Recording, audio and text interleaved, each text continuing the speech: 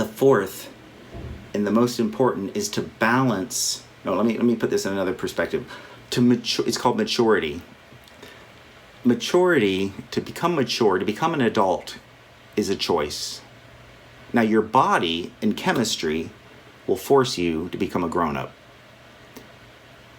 You know, your chemistry and your biology from an infant changes you into a child, and hormones change you into an adolescent and a teenager and a young adult, and then your body grows up to become a grown-up. But being an adult, a spiritually responsible, empowered adult, is always a conscious choice of functioning with maturity.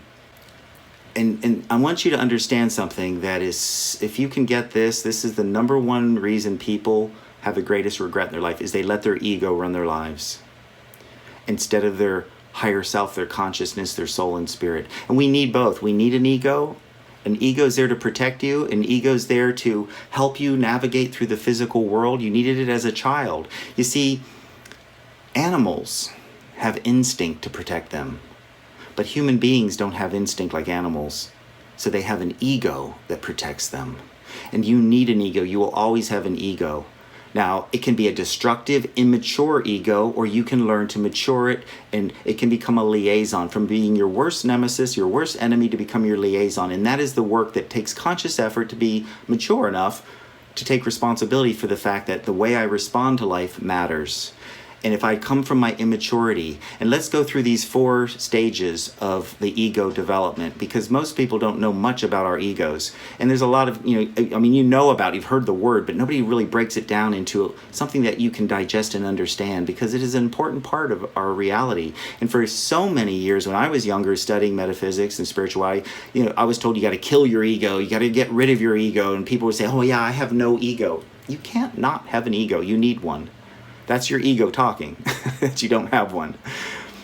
But the first stage of the ego, to protect you and to create security, is the infantile ego. As an infant, you are concerned with, am I getting enough? Am I getting enough love? Am I getting enough attention? Am I getting enough sleep? Am I getting enough attention, love, support?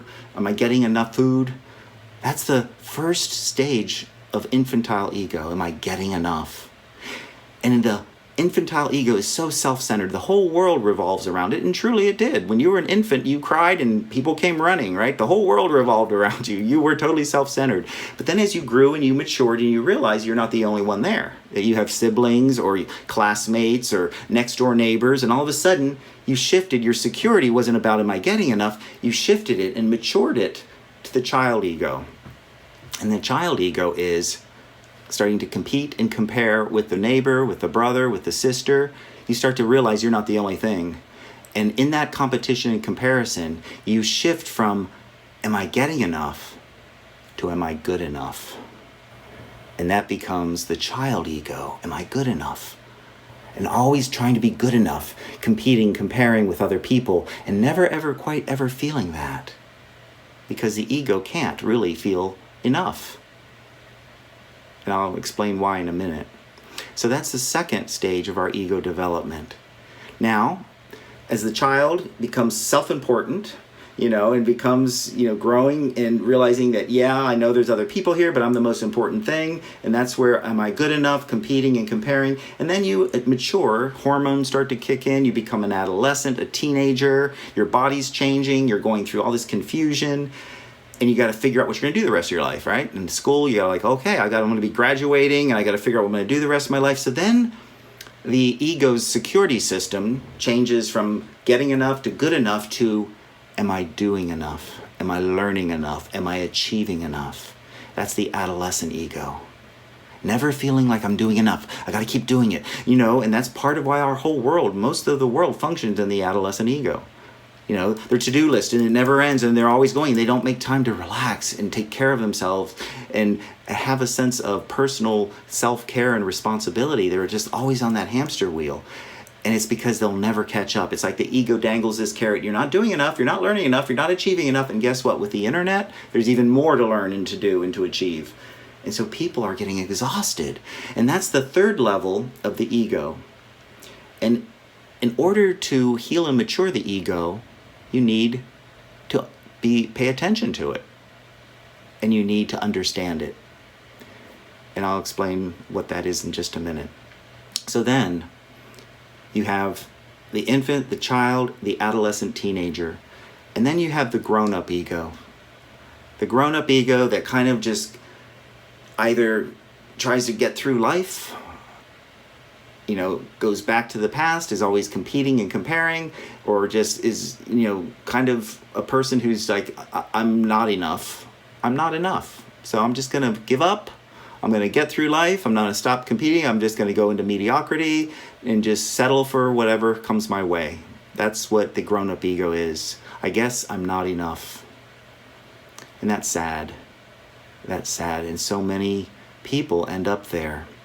As we move in this fourth lesson about moving into a place where you can create a life worth living, this is probably one of the most important lessons that I learned that changed my life dramatically, is to be able to harness and mature the ego. So then what is the adult ego? So you have, am I getting enough? Am I good enough? Am I competing and comparing enough? And then I'm not enough, the grown-up ego. But the spiritually responsible adult is the ego that realizes, I am enough. I'm not better than, I'm not superior to, I'm enough. I'm unique, I have skills, and I have a set of differences, and I can apply those, and I'm secure enough, I'm resourceful enough, I'm creative enough, I'm loving enough, I'm compassionate enough. And when you can function in your life every morning, getting up and not looking at, am I getting enough money? Am I getting enough security? Am I getting enough love from my partner? Am I getting enough? When you can get up and say, I'm enough, and I'm going to bring my enoughness into my life rather than trying to find it and take it from life. Hear that. It's a place of owning your value. A mature, responsible adult owns their value, and it doesn't make them arrogant. Arrogance is is a feeling of not being valuable. I got to convince everybody else I'm better than them. Why? Because I don't feel like I'm anything inside. And I can't let them see that, so I'm going to puff myself up and try to be better than everybody else and put on this mask and my world's disguise, and that's arrogance. But a person who truly values themselves isn't concerned about what other people think. But they do create a life worth living, and they do back themselves up. And think about this. Two people are going into an interview, right, for a new job, and the interviewer is there. One person is stuck in their infantile child ego, and is going in there, and it's like, why do you want this job? Because I got to get enough money to pay my bills, because I got to get some respect, and I got to get something to do in the mornings, or my wife is going to be upset. I got to get something, or I've got to be good enough, and I'm not going to be good enough or man enough if I don't have a job, right? All that ego stuff. Or, so you have this in your energy, and you go in there and you say all the right questions, and you answer, and you prepare, and you study, and make sure you have everything. But that energy, that presence of your ego, you can't hide. And yet, the next person that they interview is somebody who says, you know what, I'm valuable, and I've researched this company, and I think I'd be a really good fit because I could really help this company to grow and to grow into something because of my skills and my unique set of skills. I'm a valuable employee, and I would take this company to the next level. Somebody has that confidence, or somebody who's there to just get a paycheck, you can feel the difference. So this fourth lesson about the ego, maturing your ego. And as I mentioned, we all start out with an infantile ego. We've all been there. Am I getting enough? And there might be certain areas of your life that you're in that getting enough infantile mode. There might be other areas where you're trying to be good enough and competing and comparing, maybe with your brother or your friends or whatever. Maybe other areas you just given up on life. Like, you know what? I'm not good enough. I'm never going to get my body in shape. I'm just going to, eat whatever I want and not get a good night's rest because of my diet. And I'm just going to give up on myself. We all have those levels of ego. And what matures it is to seek to understand it. First of all, in order to change anything, you got to pay attention. And you got to evaluate, what am I doing with my life? And guess what love does? I talked about the first step of love is to care, right? You can't love something you don't care about. Or I'm sorry, you can't love something you don't care about. But what does love do? What is the function of love? Again, these are things that we're never taught. We're just taught to be, unconditionally loving, which usually means to let everybody walk all over you and be a martyr, which isn't really unconditional love at all. But what is important and what is valuable is to realize that love pays attention to detail. Love pays attention to detail. And you might be paying attention to the details of everybody else and everything outside of yourself. But when you start to love yourself, you need to pay attention to your ego. And that's the first step to maturity, is to pay attention. How am I functioning in my relationship? Am I insecure? Am I trying to get enough? Am I good enough? Where am I? It doesn't matter your age. Your ego doesn't age. So even though the body, and you move from an infant to a child to an adolescent, you can still be functioning as an infantile ego.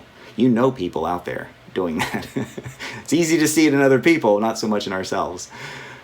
But the first step of love is to pay attention to detail. Love pays attention to detail. The second is to seek to understand. That's what love does. When you're in a loving relationship, I want to know all about this person. I want all the details. I want to pay attention to them. And I want to understand where they come from. I want to understand their beliefs and their attitudes, their spirituality, or whatever. That's what love does. It seeks to understand. And so that is what matures the ego, is to love it. But to love it from paying attention and seeking to understand it, and then also knowing deep down that you are enough. Not because of your ego, but in spite of your ego. See, the ego in many ways is got a truth there. It isn't enough. Your ego is not enough to live a successful, healthy, loving, joyful life worth living, because you also have a soul and a spirit, and it's your soul and spirit that can mature the ego. And that's when you become enough, is when you develop your spirituality. A person without spirituality is always on that ego hamster wheel and never feels they're enough.